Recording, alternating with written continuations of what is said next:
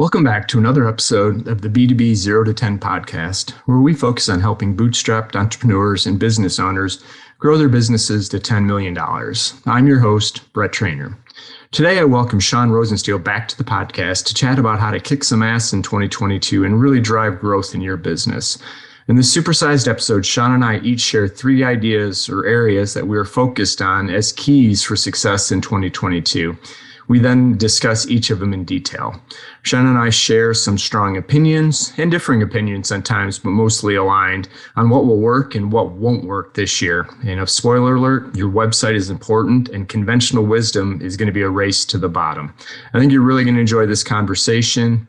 And if you do enjoy this podcast and get some value out of it, please subscribe on iTunes or hit the follow button on Spotify and share it with other business owners who would enjoy it. Now, let's get this interview started.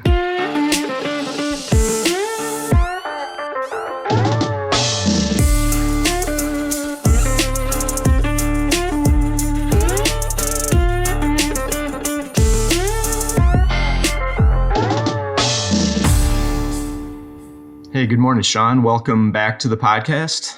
Morning. Thanks for having me.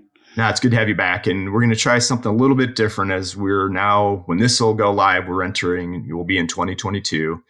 And I thought I would bring you back. I've lost count how many times you've been on the podcast. And you and I could just have a conversation or kind of share our 2 or 3 tips, strategies, areas to focus to make, 2022 successful. Just have a conversation around it because I know you're a digital marketing, person first. Expert makes you cringe, but you're my go-to expert in the digital marketing space. But you're also very well versed within, the small business space and growth. So I thought this would be a great way to kick off 2022. Just bring you on. Let's have a conversation. And the way I thought we'd do this is each of us has, a couple of points that we think will make it success. We'll just have a conversation about it and off and running. So with that long context intro, welcome. And, I think I'll throw it over to you. What's one thing you think our owners should be focused on here in 2022 to make it the best year ever? Yeah, no, I appreciate it. So these are some things I think, Brett, that I've been focusing on this year that will carry over into next year. But the first one I would say is if you don't already have one, install a system to run your business. There's plenty of systems out there. eMyth is a good one. EOS, the Entrepreneurial Operating System, is a good one. That's the one that I chose. There's Scaling Up with Vern Harnish and the Rockefeller Habits, right? There's probably 5 to 7 good business systems to choose from. But for me, it was, I read the book Traction by Gino Wickman, which talks about EOS back in, I think it was 2012 when I first read it. And I just fell in love with it because my business at the time was so chaotic and it really resonated deeply with me. And I wanted more peace of mind out of my business. I can remember thinking, I don't want more profits. I don't want more people. Just give me some peace of mind. I want my mental health back during the evenings. I want my mental health back during the weekends. I want to be present with my growing family. And Traction really is what did that for me. So just having a system where you can clarify your vision and really make it clear for everybody working with you in the company, and a system in which you can gain traction toward achieving that vision and ultimately becoming more of a cohesive team, right? Whether you're a team of 2 or a team of 50, I think it's really important to run your company on a system. I mean, the universe runs on a system.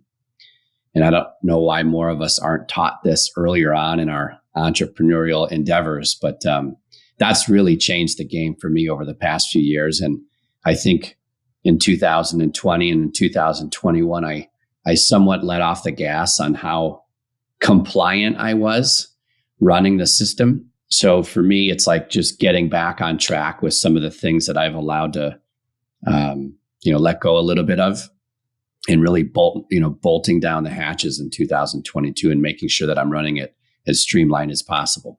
Yeah, I mean, you and I are big fans of that, right? I mean, the beauty of what I do is I get to talk to the folks from EOS and Traction, and I love to take bits and pieces that work of it. But I mean, 100%, you got to have a system in place to help you make better decisions. And I think where we run into the entrepreneurs or business owners, that are moving from that one-to-one, right, to one-to-many, you can't scale unless you're intentional about what you're doing. And I think too, sometimes people get overwhelmed with the thought of a system or process. And, I'm a visionary, I'm not a process person. And it doesn't have to be super sophisticated, but just gives you the ability to be intentional, right, about what you're doing with your business and understand, right, the downstream impact of making certain decisions. So we're not encouraging you to get paralyzed by the process, but have one.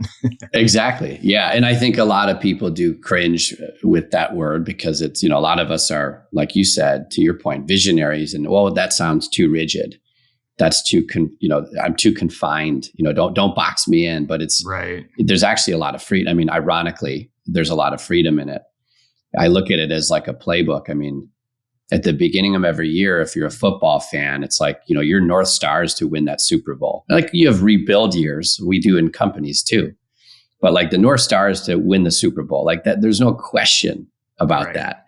Well, what's the North Star of the company? And do all of your players understand what that North Star is, like where you're looking to go by the end of the year? So I look at a system as your playbook. Every team has a playbook. Whenever you have an entity with more than one individual, especially when it comes to sports, you have a playbook.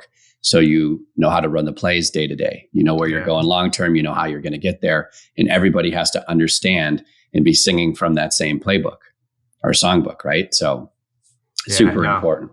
I love that analogy. And one of the things too, I work or encourage owners to think about is, right, there's two pieces. There's the playbook, right? This is your 12-month, 6-month, 18-month plan of things that we're going to do.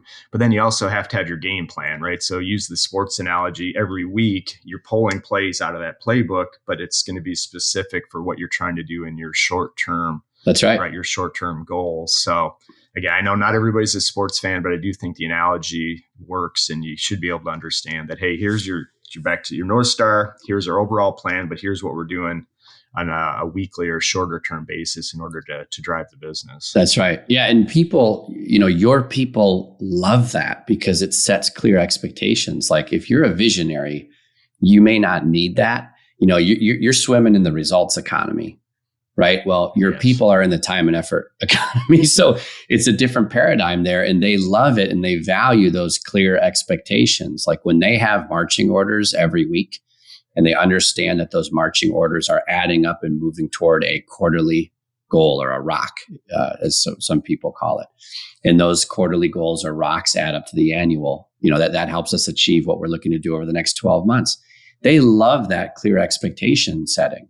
Right. They value that and they thrive on that. So again, you as a visionary might think it's nuts because you're comfortable with the uncomfortable, but chances are 9 out of 10 of your people aren't. Yeah. And maybe just one last point on that until we can transition to the next one is, right, that doesn't have to be employees either, right? With the world we're moving into, and we'll talk about it. One of my points is using contractors and partners. And I know you're a big fan of the who, not the how as well, that you got to have that process in place to work with the folks that are outside of your payroll, probably even more importantly, right?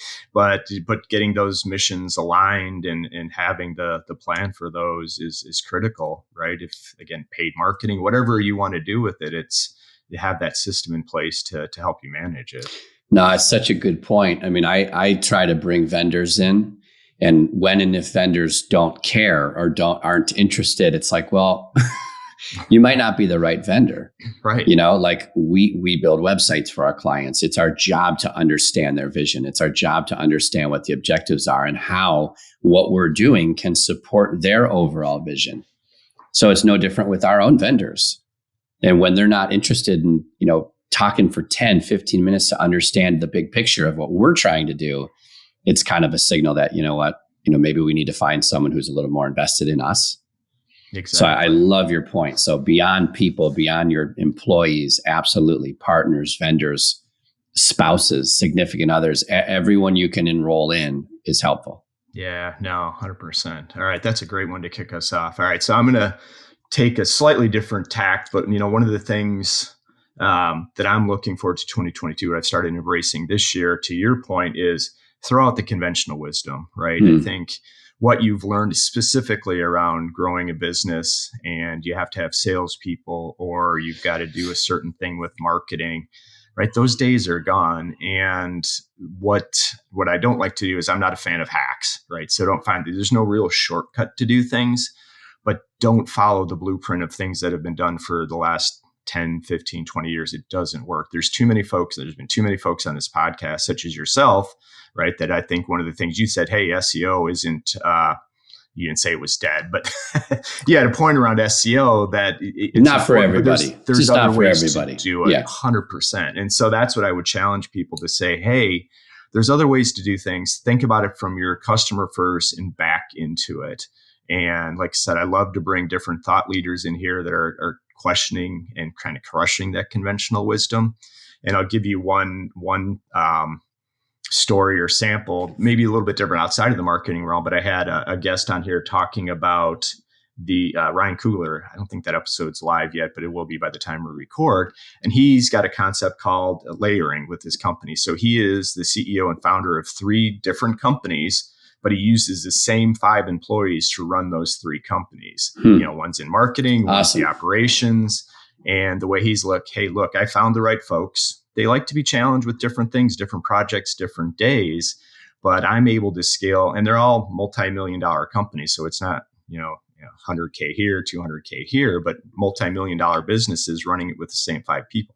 You would have presented that option to folks even a couple of years ago. They just love it. Crazy. You can't do it. So that's what I want to challenge people to think. Start with your customer and work back. And just because it hasn't been done, don't think. The other thing I'll add to that is, don't think incrementally, think big, right? I've been negligent with that in my past, where I'm always thinking incremental. How do we do this slightly better? Well, the fact is, you can go think much bigger, and you'll break through the trap of some of the challenges that business owners face today. I love that. Yeah. I mean, unconventional or conventional wisdom has never served me, as you know. So I love this one, thinking outside the box, appreciating the fact that every one of our businesses are like snowflakes. We're all different. So we really need to find our own path. And I love what you just said about that business model. I'm in the process of, and I think we've talked about this, building a different sort of a business model where, because I had in one of my businesses back in 2015, I had when we were our biggest, we had 7 employees. Now it's a micro company. It's hardly on the radar. But to me, the pressure and the stress of the overhead and meeting payroll every month and being responsible for 7 mortgages, and I'm just not cut out for that for whatever reason. I'm a low overhead bootstrap kind of I don't want the stress. That's right. So coming back and sort of resurrecting an old business model this year, I'm like, how can I skin this cat without all of that pressure and responsibility and overhead? So what I ended up doing, and for those of us who have employees, it's the ship sailed. We got to figure out that model now, the more traditional model. But for those of you listening who are looking to scale, and maybe you're onesie twosie right now, what I did is I learned this from a good friend, John LaDuca, who's the founder of Playbook Builder. He told me this concept, and I loved it, which is you basically just hire contractors. And these contractors are really good at certain disciplines. And they actually are contractors who are solopreneurs. They own their own business. They got into business because they wanted to make more money and have more time freedom. And then they slowly learned over time that there's actually less money and less time freedom in this mousetrap I have created for myself. Right. And what they're out there and they're saying, I love selling, but I just hate servicing. Or, gosh, I love servicing. I just love project managing or building the product or serving the client. But man, do I hate sales and marketing. So I went out this year and found those people who have more of an entrepreneurial spirit, entrepreneurial perspective. And what's amazing is, going back to what you just said about the who, not how mindset, I don't really have to train these people. These people are leaders in their own right. And all I had to do is create this opening, this opportunity, show them the overall roles and responsibilities of the position I'm looking to fill, whether it's marketing leader, sales leader, operations leader, finance leader, whatever it is. And they're self-sufficient. They just come in, they love what they do. They're making more money, loving what they do, leaving everything they hate to the side. So they don't have to worry about all the aspects of the business anymore. And what I love about that is, since we serve high growth entrepreneurs, everyone on my team has perspective. They Right. have perspective of the entrepreneur. They are not a, 20 something person with no job experience. They're actually very experienced business owners who get our clients really well and understand them, and have that compassion for where our clients are in their journey of building their own business. So it's a totally different model. I never learned this in school. No, I you won't. graduated. Yeah. I mean, I majored in entrepreneurship. I never learned anything like this. It was always hire the employees, which is still a good model. There's nothing wrong with it. But I sit back and see some of my clients with hundreds of employees. I'm like, wow, kudos to you. I don't know how you do this, but I honor you for it, because you're really changing a lot of lives by cutting that many paychecks every 2 weeks. Good for you. We need people like you out there. Absolutely. But what a shift in the way that you look at building a business, thinking, wow, I could do this with contractors. That's a radically different mindset than, because how many of us have been stuck with, okay, we're generating 100, 150, 200 a year. We got to hire that first employee. Ooh, that's 50, Right. 60, 70, 80, $100,000. That takes away from profits and everything else. So it was a neat shift for me earlier this year when my buddy John told me about that model. I just fell in love in it. And it's similar to what you're talking about with the person who has a handful of companies, multi-million-dollar companies, 3 to 5 people running the show across all entities. That's amazing. Yeah. And I think I really like about that is I think the market's ready for it, right? Because I work with some folks that help me in different parts of my business, and they do view themselves as contractors. Hey, this is what I do. I'll come in and help you. And then when I get them to think, well, even if you're just a contract and that's what you do for a living, I mean, you're still your own business. Right. Like, think about what you really like to do. So I think you can get a much higher quality person. I mean, from either contract, doesn't matter. But if you approach it that, hey, to your point on the collaboration aspect of it, this is what they like to do. They may not like to go find new clients or new business or do those things, but they're really good at the one thing that you need. It's a win-win. So I love that. And what you're doing, yeah, we did share that model, and I'm trying to figure out how do I incorporate that into everything I do, because it just makes sense, right? I think we've used the movie, big budget movie where all these different entities come together and build, and because everybody's good at one, somebody's good at stunts, somebody else is good at production, or somebody else is good at makeup, right? They're all their own little entities. They come together, they produce this really cool thing, and then they go on to what their next project. And your business is no different. Those are the core functions in your business.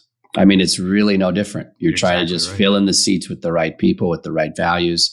And again, like this model where I'm talking about, it's not for everybody. You got to know who you are and what you're comfortable with, and what sort of a tolerance you have for risk and all the rest. I mean, you have to have some self-awareness. 100%. I just know myself that I will not sleep well at night if I have, 25 people on the payroll and we're not hitting sales goals for that week, month, quarter. Like, I won't be present with my wife. I won't be present with my kids. It's going to affect all aspects of my life. I'll eat junk food late at night just to help me cope. Like, my health will suffer. Everything will go down if I have that amount of pressure. And that's just me personally. Right. Yeah. So we all have to figure out, well, what's our comfort level, and based on who we are and what we value and what our risk tolerance looks like, what's the best model to move forward and scale. And some of us don't want to scale, and that's okay too. Who was it? Bo Burlingham, I think, wrote that book, Small Giants. And that was about companies who intentionally remain small but great. And I love that concept. I remember not loving the book. I want to reread that book soon, because I remember the first time through, I wasn't thrilled with the book itself, but I think it's a good book. I want to reread it, and I like the idea behind it. Yeah. No, I think the key and the whole point of this podcast is, hey, get to 10 is you're into 10 million isn't the end all. Everybody's got their own 10. But the fact is you're out of that loop of stressing every week about payroll, right? You're stressed. You've got kind of what I would call maximum flexibility, right? If you want to go raise money and grow to 100 million, you've got that path. But man, if you're happy now, you can work 40, 30, 20 hours a week and the company runs, throws off good profit. I mean, again, to your point, I think we spend way too little time on self-awareness and what we're good at and what we actually want. back to that North Star, right? I think everybody's, hey, well, I got to raise $1 billion or no, you don't, right? What is really important to you? So I think the world's getting better at that, but it's probably maybe 10%, not 90% at this point. Right. So Yeah, exactly. No, I love that. I love that. So, all right. So we could probably talk about that full episode too, but I want to get to your, what's number 2 for you for 2022? Yeah. So again, something I've been really focused on this year, and I can't wait to use what I've learned this year to move forward in next year. But this concept of getting over the fish. And I was just reminded about this concept yesterday because I told a friend, reconnected with her after about 6 months. And she's like, yeah, this was really good information. And I'm constantly thinking about this. So get over the fish. I grew up fly fishing with my dad at a very young age. And we were horrible. Like, we were really good at technique. We had all the Orvis gear and really nice rods. We'd tie our own flies. Like, we were intellectually, we were really, in good with fly fishing. Like, we just knew everything about it. And we would go out to these incredible destinations in like Montana and Wyoming and New Mexico. And we'd get skunked for years. We'd get stunk. So finally, my dad invested in a guide. So this guy took us out. He's like, wow, you guys got all the right stuff. Let me sit on the bank here. You can wade in, do your thing. Let me just watch you for a little while. So he watched us for like 20 minutes. He's like, guys, come on in. So he's like, do you see over there where you're fishing? We're like, yeah. And he's like, do you see over there? And we're like, yeah. And he said, that's a school of trout right there. He's like, you have the best equipment. You're using the right flies for this area, these conditions, the hatch is going on, your casts are perfect. Your technique is perfect. But even if everything is a 10 out of 10, if your fly isn't over the fish, you will never catch a fish. She was like, I want you to do the same thing you're doing. Don't change anything, but go stand right there and see what happens. And sure enough, 2-3 casts in, boom, we land our first trout. So it's this idea of getting over the fish. There are a lot of marketers who are screaming on the rooftops about Twitter being the best place and LinkedIn being the best place, or run your billboards or radio or TV or whatever it is. That may be, but we're all so uniquely, our businesses are so unique and different, and our prospects may or may not be on Twitter. They may or may not be on LinkedIn. They may or may not be in congested traffic en route to the Loop in Chicago. It's like, right. So we got to get over the fish.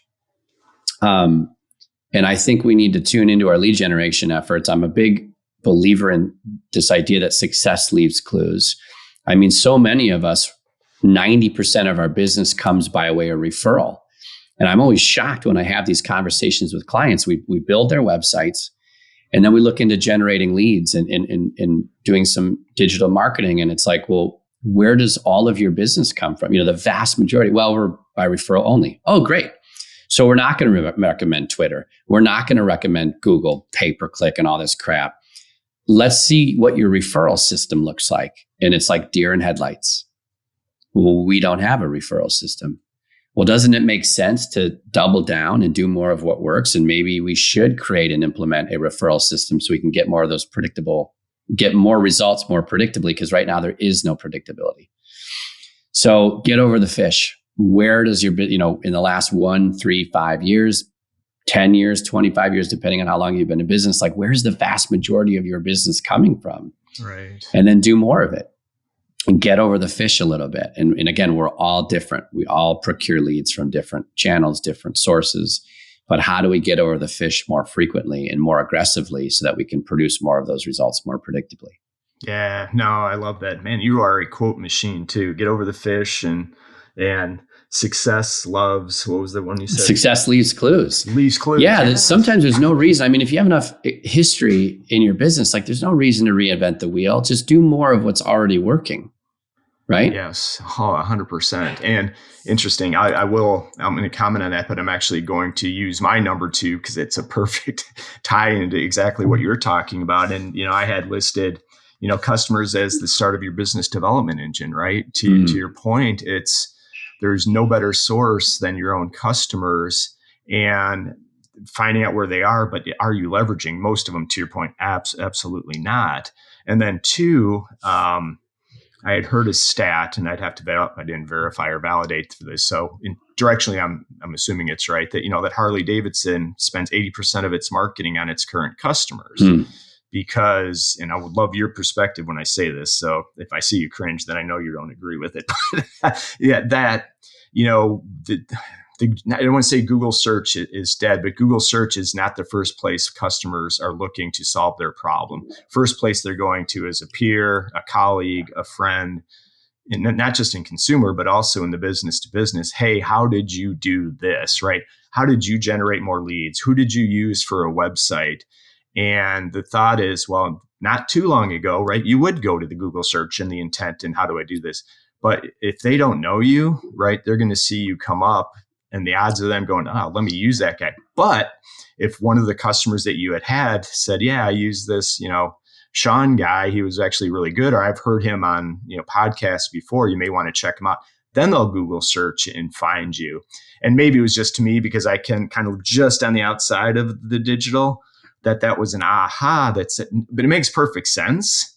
But everybody, the conventional wisdom says, well, Google's paid ads and then Google search. But the fact is, man, leverage what you have with the fewest customers as you have. The more you get them talking about it, it's going to be 100 times more powerful than you and I putting an ad out or even content out that talks about it. So I love your perspective on that. Yeah, no, I like what you're saying. I'm going to play devil's advocate though for a second, because here's another quote for you: to each his own. I'm a huge, it's like one of my values, right? To each his own. So I love what you talked about Harley Davidson, and you're right about that. Harley Davidson customers are nuts. They are brand evangelists. They've got the Harley Davidson logos tattooed on their skin. By the way, I don't mean to interrupt you, but it's like the third highest tattoo. Yeah. Right? The number of tattoos get Harley's third of anything behind mom. And that's I don't right. know what number 2 is, but that's insane. That's right. So as you're listening to us, if you run a dental practice, chances are your clientele is not tattooing your dental practice logo on their chest. Right? So again, to each his own, are we like, do we have the opportunity to be more like Harley Davidson because we have these crazy brand evangelists, right? Like if you're an insurance broker, like insurance is boring. We all just, It is what it is. I got to have it. It's not fun. It's not sexy. There's no appeal to it. So do I have brand evangelists or not? Right. So if you do, then maybe that's a good strategy. That's a good avenue for you to investigate.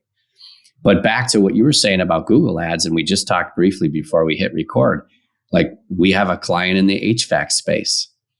When happens to be in Minneapolis, by the way, it gets awfully cold.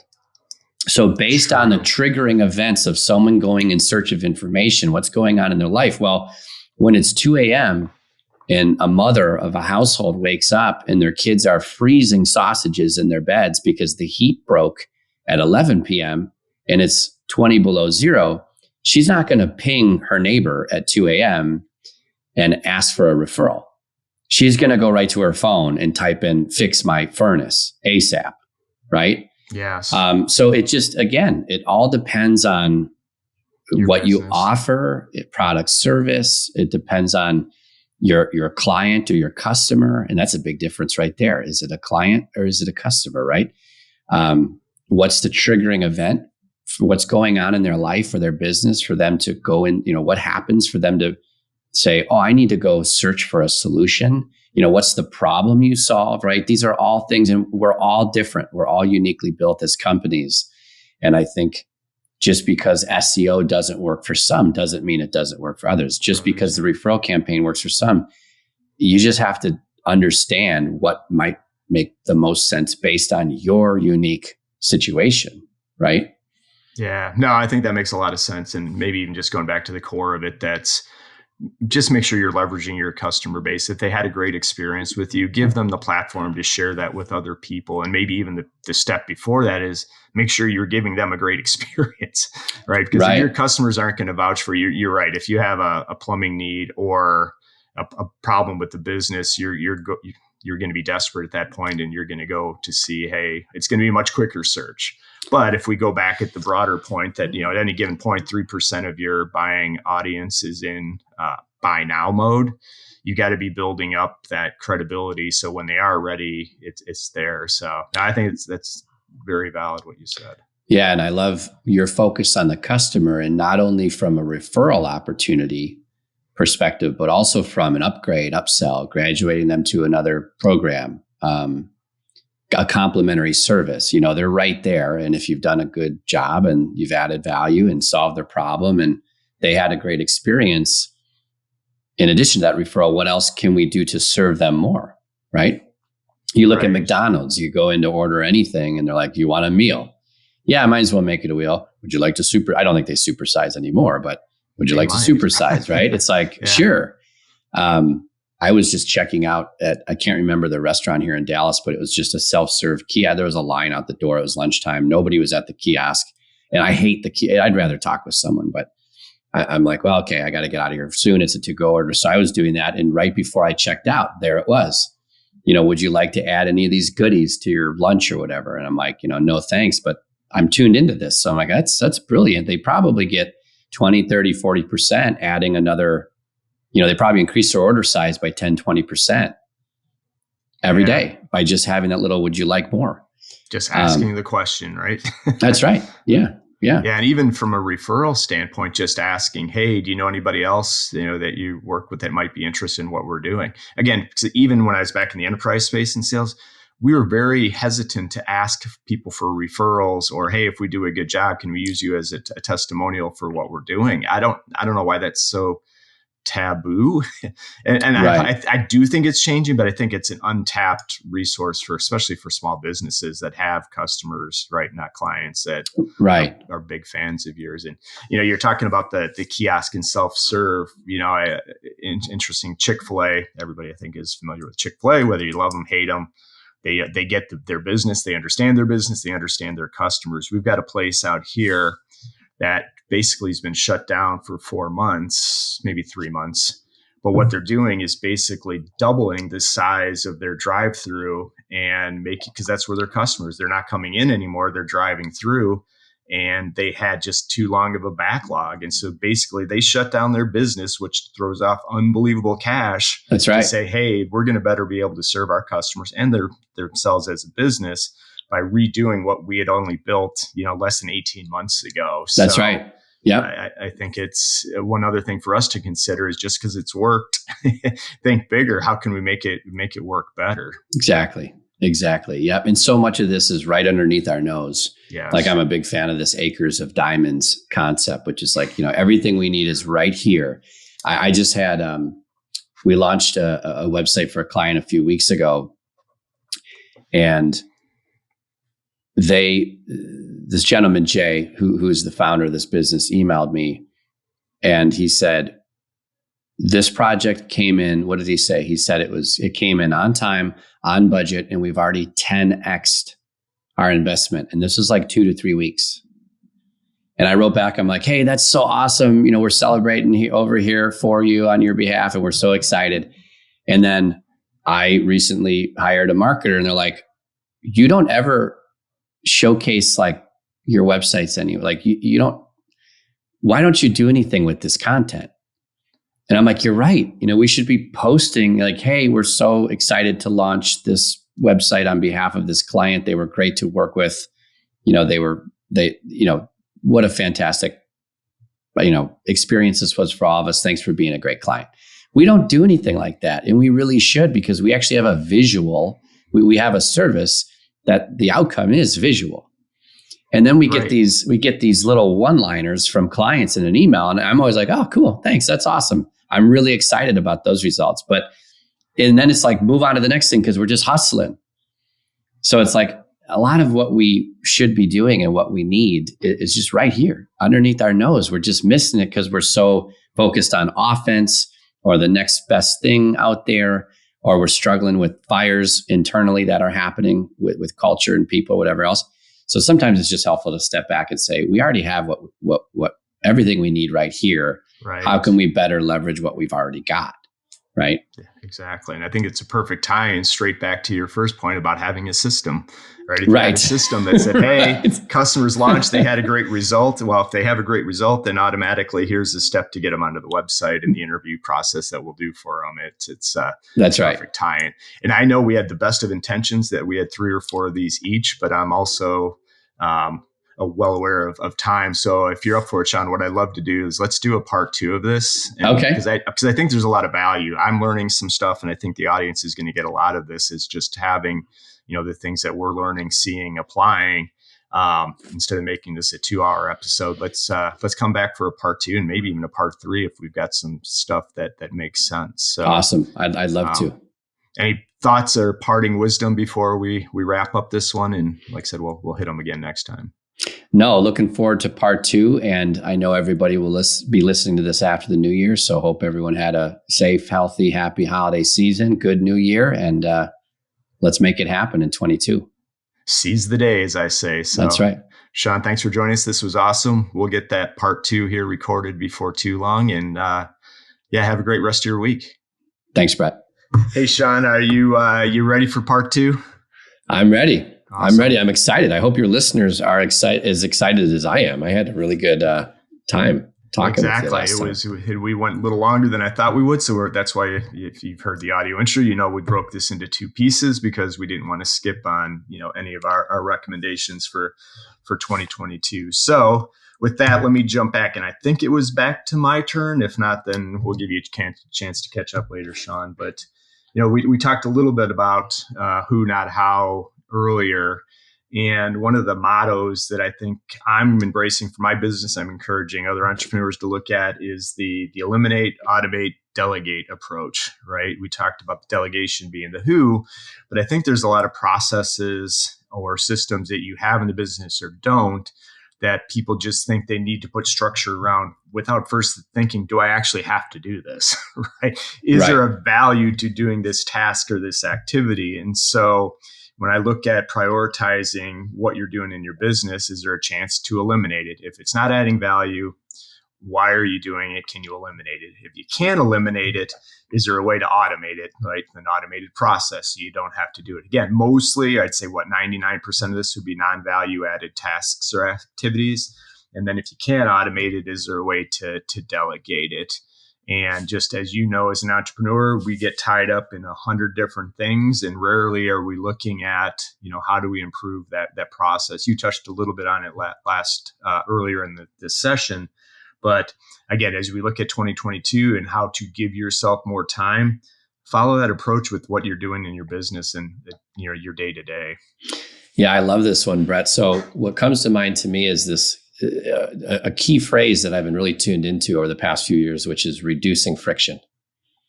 So both from an internal perspective and an external, as you're serving clients, like what's really adding value and what's just fluff that we haven't looked at for a few years. And how can we reduce that friction, at all levels throughout the journey of the customer? So I love that. And I think process documentation and training, that's so difficult for us entrepreneurs because it's not really fun work for most visionaries. For most people, right? Yeah. And I love that you brought up the who, not how philosophy, because that book for me, it was like a big pressure valve that was released because what Dan and Ben are talking about, Dan Sullivan and Ben Hardy being the authors, they gave me permission to, rather than document every step of the process, give the 30,000 feet and bring a who in who can do it better than you can. Let the who worry about the how this gets done. That's not your job as the entrepreneur. Your job is to identify the right who's to come in and do it better and more efficiently than you can. The how is on them. And all of a sudden I'm like, oh my gosh, that's going to make process documentation so much easier having that perspective or that mindset on it versus it needs to be me that's writing down steps 1 through 12 of our onboarding process. Right, exactly. So that just released a whole, that was a paradigm shift for me. Was that these people need to come in and worry about their own how. And if you think about employees, no one really loves to be told how to do things. We all do things in our own way. What's important is that they understand the bullseye, they understand the outcome, that process is looking to affect. They understand why it's important, but then maybe let them have a little bit more autonomy and flexibility with the how of things. I love that concept. Yeah, no, 100%. And you were actually one of the two people that recommended that book to me. It couldn't have been much more than a month ago. And as what I was trying to do with my business, I read it. I'm like, game changer, right? It actually changed it. And the other part I found interesting about that was why we procrastinate, right? It's usually a task that we don't like, and it's not necessarily all bad. We just not made good at. So for the two authors, Dan and Ben, to be able to tie that together, like I said, I shared with you, I think 48 hours after I read the book, said, yeah, this is what I've been missing. I've been too focused on the how and process of things. And I mean, process is important. You need to have a system that you can measure. But to your point on the level of detail of, level 1, level 2 workflows, just not as important, right? As long as you're getting to the outcomes that you want and have people that can own it. So yeah, one of all the recommendations you've given me, that was probably by far one of the best ones, at least from a book standpoint. Awesome. Yeah. No, great read, simple read, right? I mean, very easy read, really powerful concepts in that book. And I think for anyone out there who's looking to grow their team, scale their business, there's a lot of concern in doing that and worrying, especially the first time. You just don't know what you're getting into. So that book, I think, would be a really helpful book to read before you embark on something like that. 100%. We both agree with that one. So, all right, Sean, what's next on your list? So I would say next on my list would be fine-tuning the messaging of your company. And, we talked in previous podcasts about the book, Building a Story Brand, and how the story brand framework is so powerful. But really clarifying your message so that prospects will actually pay attention and engage is such a powerful thing, especially when we're all out there as business owners and entrepreneurs talking about our companies. Prospects don't care about your company. They care about whether or not, you can solve their problem. So shifting your messaging to talk more about your prospects' problems than about how good you are as a company, I think is a big shift. And it comes down to even as simple as like, hey, Brett, what do you do? Do you just say, oh, I'm a consultant? Or do you start with a problem? Do you lead with the problem you solve to really pique that person's interest? So if you're out there talking with people, and when people ask, what do you do? And you give your answer and they're not asking for your business card, there's a messaging problem. And it really relates, it relates to your website. It relates to all of your marketing and sales communications, your brochures, your LinkedIn bio, your LinkedIn tagline, the experience section everything that you do to communicate in a sales and marketing capacity as a company, that's where your message matters. Yeah. So I think we all have, we've been refining our message using the story brand framework for almost 4 years now. I think that book was published in 2017. As I shared with you, I officially got my certification in that framework earlier this year, which I was happy about. But we've been doing it for 4 years and it just gets better. It's like a fine wine, right? It's it seasons and ages with time, and your messaging is something that evolves. You're never going to say just, okay, we checked the box, we're done.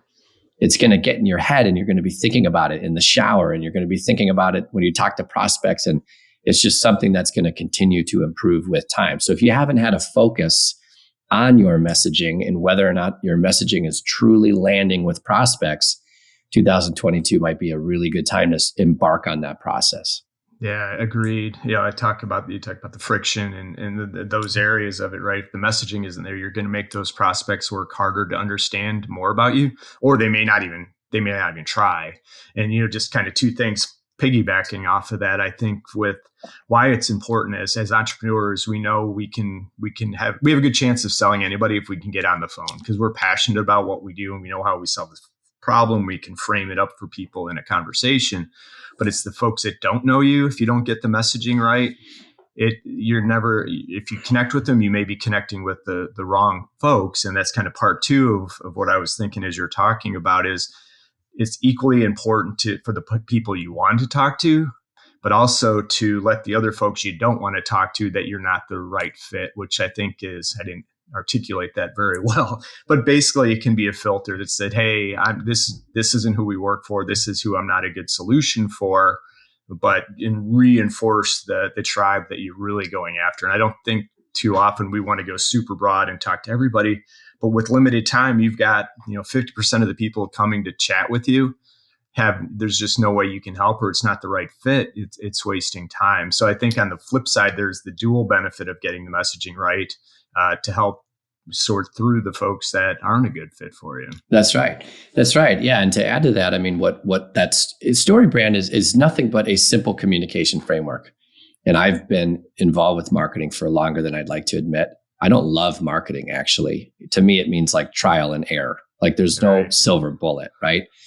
But it's a challenge, and I love challenges, and it's a difficult one. And sometimes it takes a while to get right. And what I love about this StoryBrand communication framework is it's so bloody simple, and it includes that missing ingredient called empathy. It helps you as a company enter the conversation that's already going on in your prospect's mind, which is so powerful. And to get back to what you were just saying, the person you talk to might not be the right fit, but when you make the problem compelling enough and you clarify it and you start with that, they might be like, oh my gosh, but my friend has that. I'm not in that. Like for example, we're working with a top producing real estate office in the Chicagoland area right now, and we're clarifying their message and we're rebuilding their website. And what's really neat is when they're however many agents they have, instead of getting asked, hey, what do you do? And someone says, well, I'm a realtor. Like, I may be looking to sell my house in 3 months, but just you got to connect the dots better for me. Like I got a lot going on in my life, Yeah, right. So right. they're going to now start by saying, well, we truly believe that life's too short to live in a home you just don't love.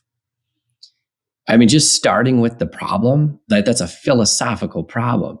Well, we believe that, or I believe that life's too short to live in a home you don't love. So I represent buyers and sellers in the, Western Chicagoland burbs, and I help them get X, Y, and Z. That's such a more memorable introduction. Yes. Than, well, I'm a realtor.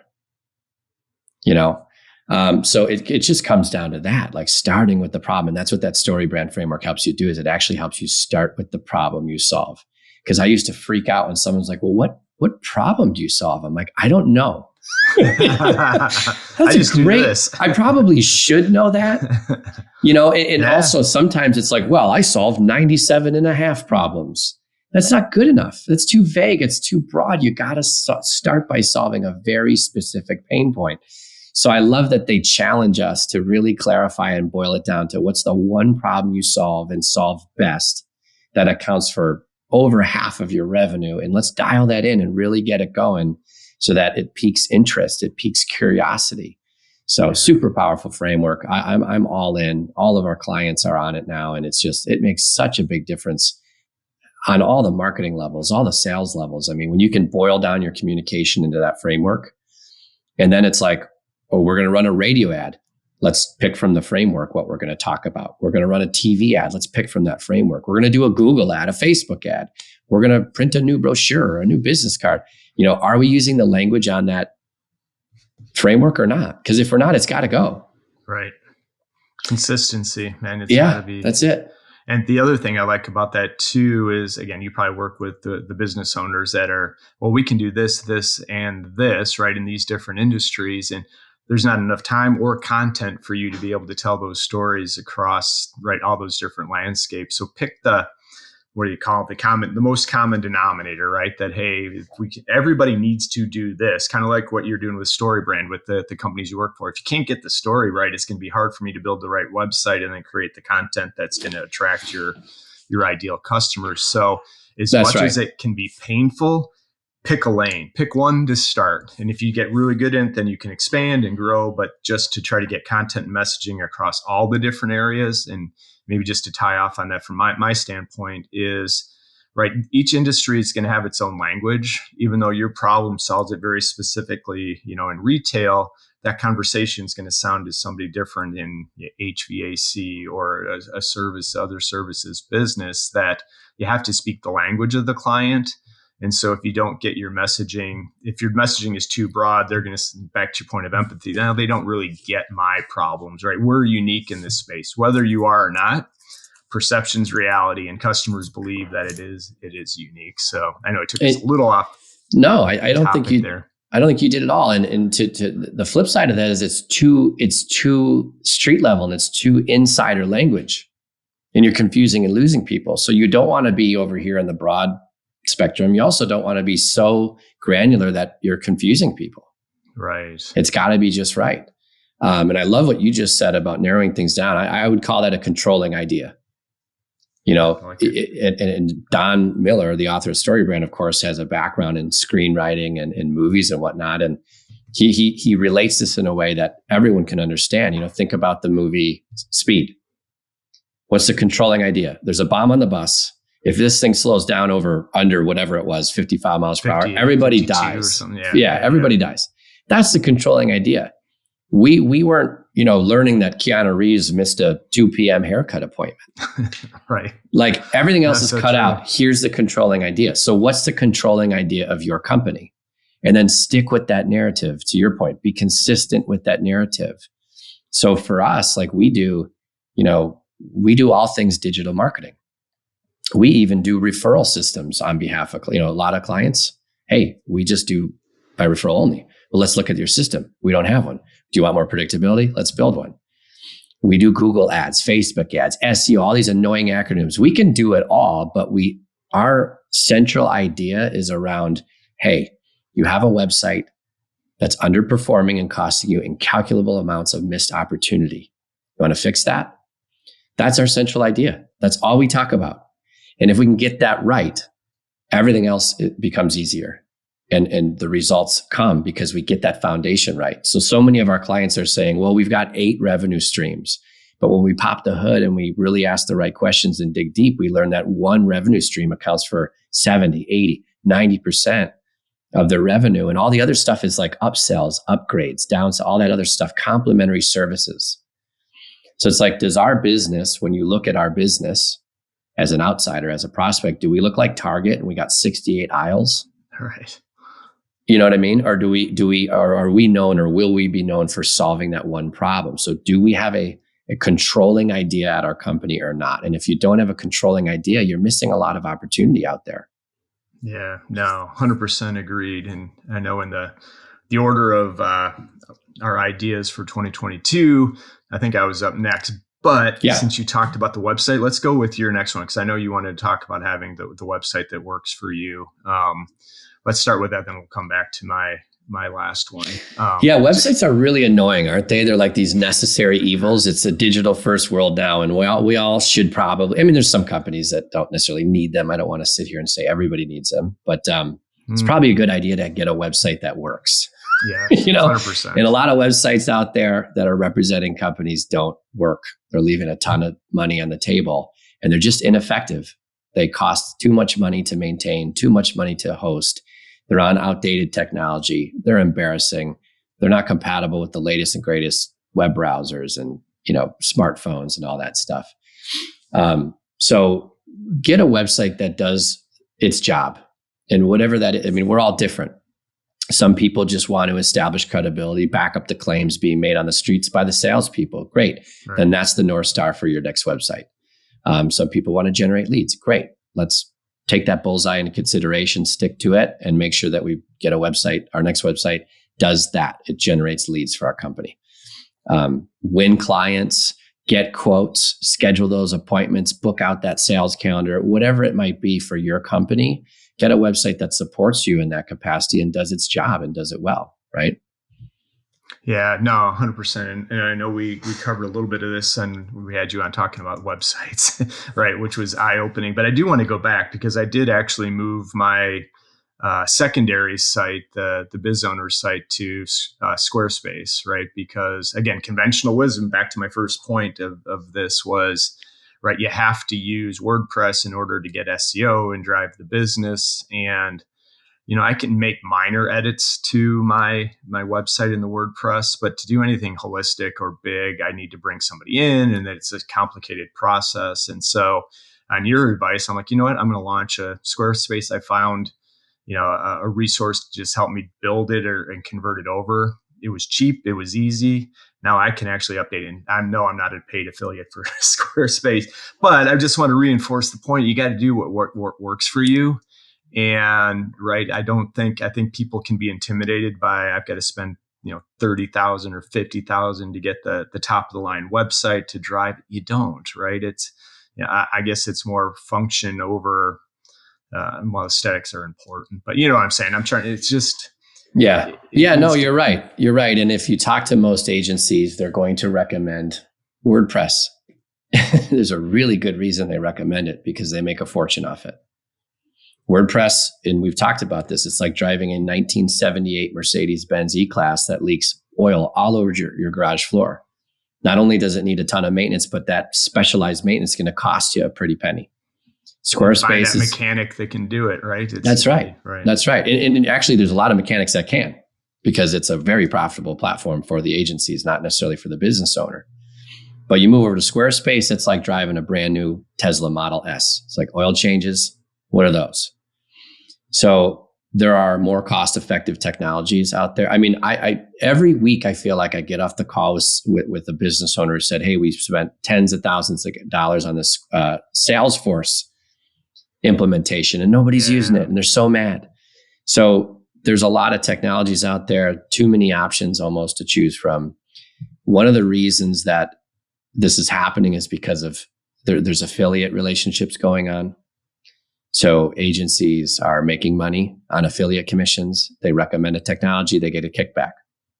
We should always ask people about that. Hey, you're recommending this is great. Do you have a relationship with them in any way? Or we also need to understand, a lot of people I'll just keep it in the website arena for now. A lot of people buy a website and they're like, oh, it's only $3,500 or it's only $5,000. And yeah, that's the short-term cost. But run the numbers for a few years. You hope this website lasts you a little while. Like you want this thing to get to 100,000 miles, 900,000 miles. You want this website to last 3, 5, 8 years. I mean, this is not a fun experience to go through. It's like a root canal. We need one. We're not looking forward to it. So ask about the long-term costs, because a lot of agencies will sell you a pretty looking WordPress website for $3,500, $5,000. Does the language land with the visitors? Does it convert? Does it actually work? Is it effective? It might just look pretty. Right. But is it effective? Does it produce the results you need or not?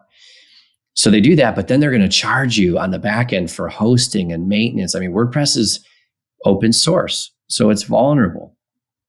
They're going to charge an arm and a leg for, SSL, bank level security, arm and a leg for hosting, arm and a leg to update the version of it, all the plugins you need. I mean, it's amazing to me that more, especially small businesses, aren't on Squarespace, because you get everything under one roof for like $180 or $200 a year, not a month, a year. You get bank level security, reliable uptime for hosting, like world-class 24/7. 24/7, I think 7 days a week, customer support if you need it. You have a direct relationship with them, so you can bypass the agency as the middleman. If Squarespace goes down, millions of other sites are down, and you've got a publicly traded company whose stock is going to plummet. Right. So like you've got the back end of a publicly traded company. WordPress is an open source, built in a garage kind of a thing, and is very expensive to maintain. Now, that's just my opinion, built in a garage. I'm just venting now. No. WordPress is incredible, but I knew there was something wrong. Many years ago, I had the privilege of being invited in to write in the entrepreneurial column of Forbes.com, and I had multiple browsers open. I was logged into a client site because we used to recommend WordPress for our clients. Logged into Forbes.com, and I couldn't tell which site was which. And I'm like, my client gets about 500 visitors a month. Forbes.com is getting millions a month. Yeah. There's something wrong. Like, why am I prescribing this solution? They're not a Forbes. They don't publish 100 pieces of content an hour. Like, there's something wrong with this. Right. And for the folks listening out there, and Sean's rant is justified, because if you do a little homework and look at, hey, difference between Squarespace and WordPress, you're going to see a lot of folks that share Sean's opinion, especially for the small business space, that it's just a much better option. And we've been sold. I admitted to you a couple episodes when we were on that, I was maybe not sold that bill of goods, but I bought it hook, line, and sinker, that, hey, if you want SEO, man, you have to have WordPress. And, I think what we're trying to get at is that's just not the case. You got to do what's right for you. And I do like the idea. And I would hope that agencies and vendors that you work with have transparency about where they have affiliate relationships. And if they don't, then that may tell you a little bit about your business partner or your who going back into that. So, and I think there's a place for it. WordPress is fantastic when the prescription is accurate and when it's valid. I mean, it powers so much of the way. WordPress is awesome, but for the clients I serve, they just want a website that works. They want like this glorified online brochure that actually generates leads and wins clients. They're results driven. They don't want to get in the weeds and talk about all these technology acronyms and different ways to code things, and that's not their business. Right. So I'm not faulting. And it's one of those things where, hey, when you use a hammer, everything looks like a nail. Right. Yeah, it's what it comes down to. And to your point about SEO, like SEO is not a bad strategy, but it's got to be the right fit strategy. And so many of us make the mistake of, we're visionaries. We want to go on offense. We're high growth people. So we just want to, we want to do the ads. We want to do the SEO. We want to do all this offense. But when our website sucks, the results, it won't be any different. The only other result is your bank account's going to decrease and you're going to get a lot more traffic. Well, that's great. And the SEO companies or the ad agencies will be like, look, we increased your traffic by, we 1,000x'd you in a week, but I still don't have any leads. Right. But that's what you're paying them to do. Yeah. So they technically did their job, but what they didn't look out for was, hey, is this mousetrap working right now or not? And a lot of us think we need to go on offense, where in reality, like even if you have 50 visitors a month on your website, or a week, let's say you have 50 visits a week and you have 200 a month, are you getting leads from that or not? Because if you turn the gas on and you get 200 a week and 800 a month, or you get 10,000, you're going to produce the same results. Right. And so many of us business owners don't know the numbers. We don't know how many visits a month on our website. We don't know how many leads, and we don't know our conversion rate. If you know that, you're way ahead of 99.9% of business owners. Just those three metrics alone. And those three metrics alone will help you make better, more informed decisions as it relates to marketing. Because if you don't have an effective conversion rate today, you got to start at the leaky foundation, which is just the website itself. And you probably already have enough activity on your website to generate some good results as it is, based on all of your activity in the past, all your PR, all your networking, everything you've ever done to market your company is probably getting you a little bit of traffic. So why not capitalize on what's already there first and make sure it comes down to a mathematical certainty that we're confident in the way our website performs first as step one. Before we go out and work on SEO or pay for SEO, before we go out and pay for Facebook, Google, Twitter ads, before we go out and launch that next press release, before we go blogging on, Forbes.com and Inc. and all this other stuff. Foundation. Get the house in order. Yeah. Yeah, 100%. It goes back to get the messaging right, get your website right. Then you could start from a performance type of a process. And as you were talking about WordPress, one of the things that came back, back in the early days of marketing automation, right? Everybody had to have Eloqua. No, you don't. And that's when HubSpot was, kind of hyper-focused on a small business. There was, to your point, everybody's got the right tool. You don't need the Cadillac, right? Or dating myself when you really, all you need is the motorcycle, whatever to get you there. It's just the right tools for your business, and don't just assume. So I think that's one last thing. Yeah. And then we'll get off the marketing topic because it drives even me nuts, Brett. But last week I had a call with a gentleman out west, and he called us because he wanted a new website and a client portal.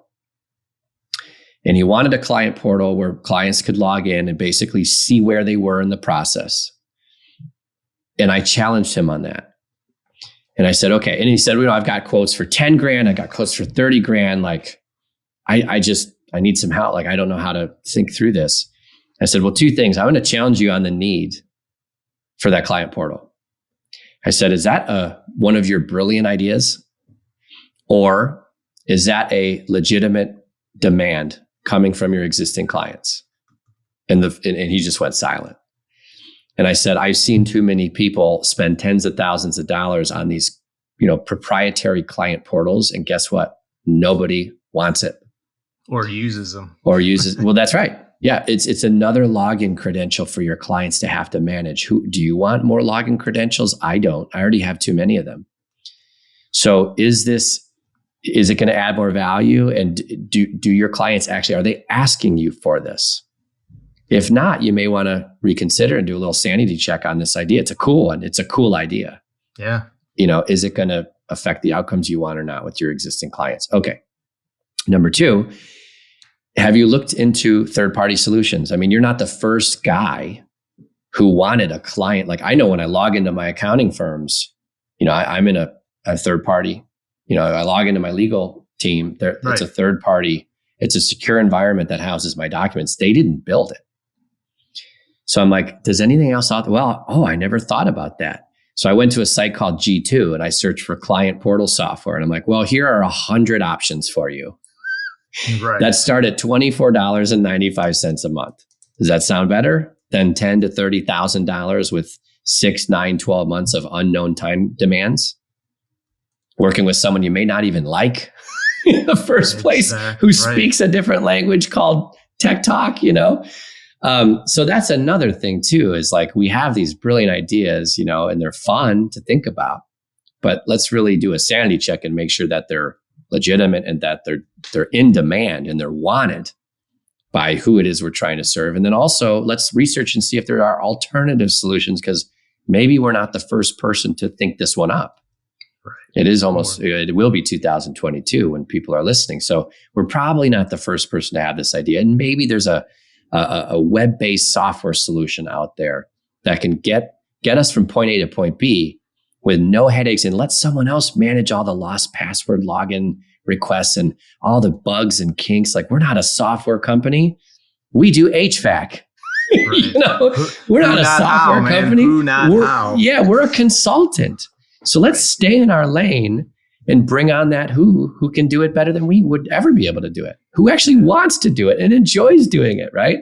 And that's what they're investing in, finding folks like you. Yeah. It's I would say amazing, but man, your perfect segue again into our last topic is around customer experience, right? Build backwards from the customer. We talk about starting with the buyer. We talked about eliminating friction. And way too often we still look at everything from internal to external, right? Our sales process, right? Our onboarding process, all those things that you just talked about. Think about it from the buyer perspective. Then I think we're getting better at buyer enablement, but how do you take the barriers out of the way? How do you get the friction? How do the buyer get the information they need? But don't stop there, right? So if you sell this customer, just don't throw it over the fence. Say, hey, we got a customer, I'm going to go get the next one.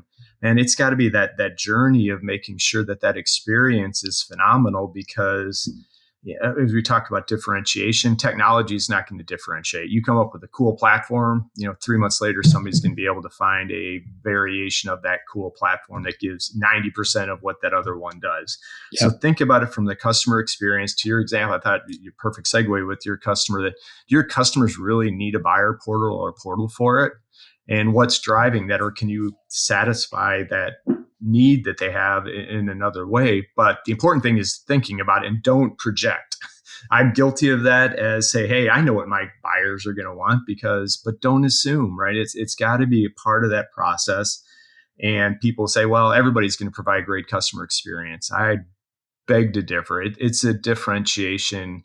I'm going to go with somebody that provides a great experience that may be a little more expensive or a little slower, or doesn't have everything that I need, but I know that I've got that relationship and the experience. I'll tell 100 people about that, right? And that's so, right. And that's, as a small business, we have that opportunity to be super intimate with the customers that we have, but too often we don't, right? It's, hey, we sold them.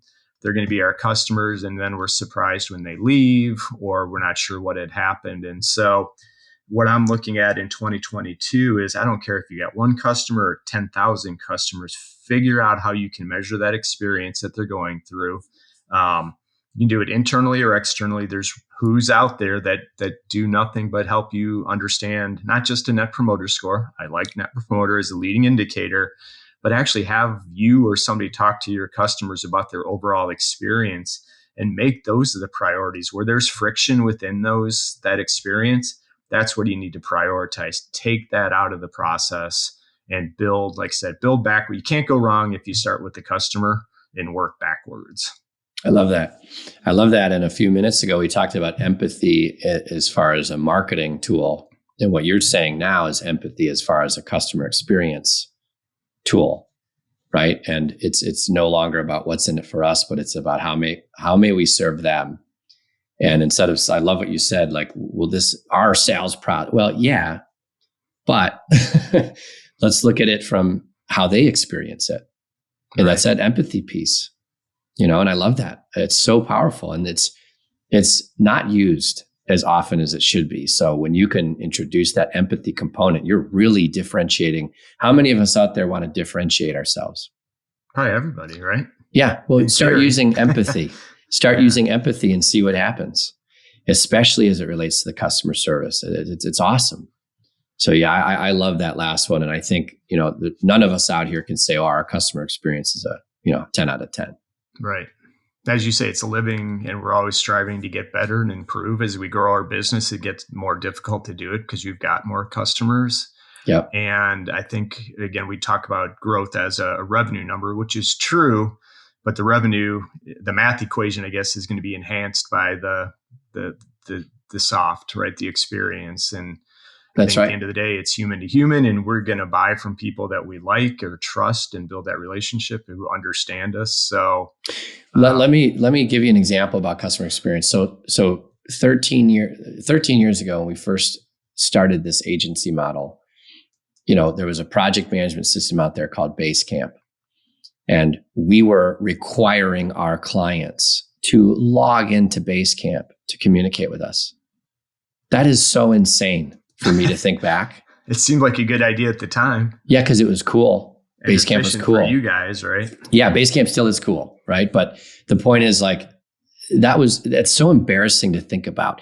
And we just, we moved, and we have a new accountant now, and she emailed us last week and said, "Hey, anytime I have a document for you, or anytime you have a document for me, please use this share file tool."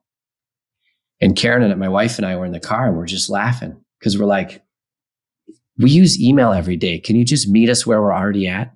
Right. So let me get this straight. You need a signature, and rather than just pressing reply and attaching and the job's done, we now have to remember the URL for your company, and the password, the so-and-so.share file. Remember the password to get in. And now we have to fumble through folders, and we have to think through which one's the right folder here, because we have multiple companies. And then we have to find the folder on our desktop, upload it into there, and then maybe even email you to say, I just jumped through all your hoops. Like you just created something that was otherwise a no-brainer, didn't make me think at all, probably took me 10 seconds to, this is going to really frustrate the hell out of me. And the 5-10 minutes it's going to take me to do this is going to feel like an hour. It's horrible customer experience. And you're asking us to do something that is not in our natural, it's not in our day-to-day. So we communicate, like for us, it's just, there's all sorts of cool tools, but we communicate with our clients via email. If I asked one of the visionaries that we serve to log into Asana and pay attention to the project management process, we'd get fired. Right? They're too busy. I'd hope they'd fire us if we made a request like that. So we have to double check our experience and make sure that we're not asking too much of the clients we serve, because none of us want to be inconvenienced like that. Right. Yeah. And I think two final things on that, because it goes right back to our process versus what's right for the customer, right? So your accountant is like, hey, this is my internal process that I need you to conform to, versus how do I make the experience better for you?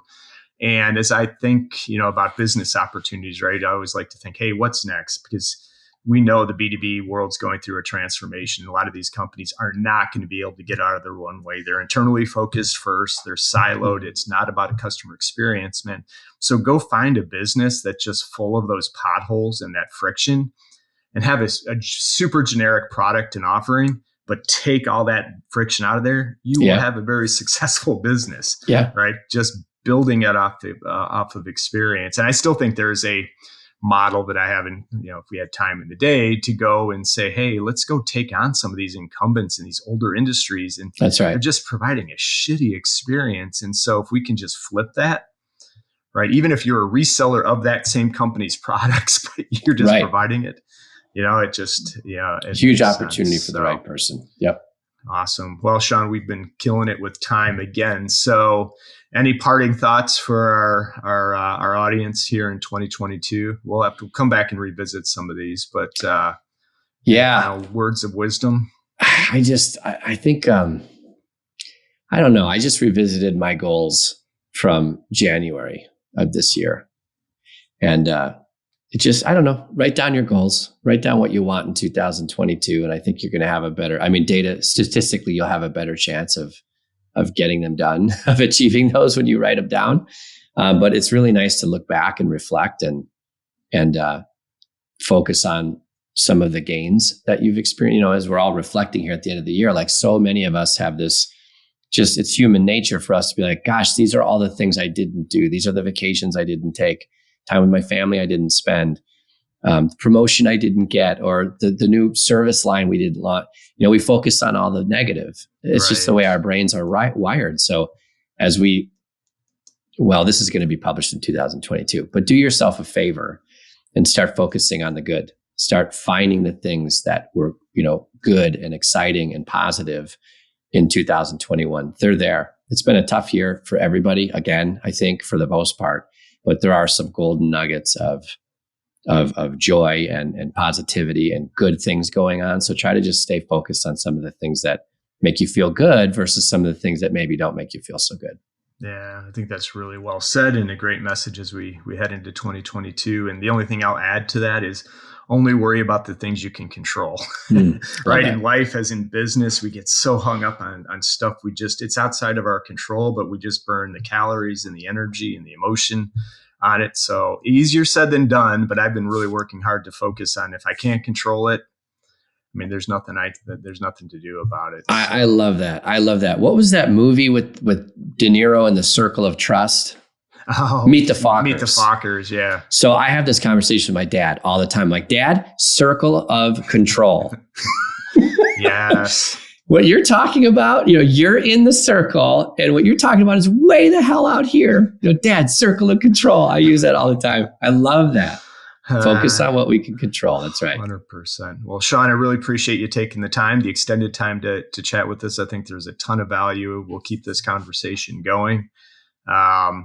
Appreciate it, and everybody in the audience. And once again, Sean, best place for folks to find you if they want to reach out. Where's the ideal? Yeah, you can connect on LinkedIn if that's your thing. Otherwise, our website is savvyproweb.com. So you can certainly find us there. And if you're in the market for a newer, better, more effective website that actually works this time around, we'd love to have a conversation. So thank you. Yeah, especially if you want a WordPress site, Sean is your guy.